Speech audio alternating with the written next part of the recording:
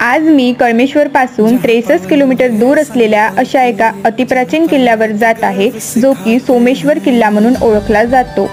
हा किल्ला नागपूर जिल्ह्यातील नरखेड तालुक्यातील जलालखेडा या गावात आहे, जिथे शिवमंदिर असून त्यात स्वयंभू जागृत शिवलिंग आहे।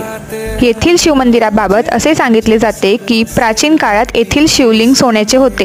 याचे दर्शन करणाऱ्यांना ते पुढच्या जन्मी कोणत्या रूपात जन्म घेणार आहे असे सांगितले जाते।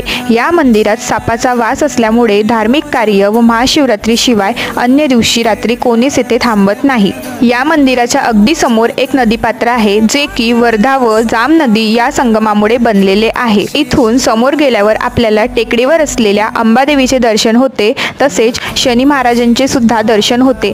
त्याच बाजूला महाकालीचे मंदिर सुद्धा आहे। येथील उंच टेकडीवरून तुम्हाला निसर्गरम्य वातावरण बघायला मिळेल। हे स्थळ देवस्थान तसेच पर्यटन स्थळ म्हणून ओळखल्या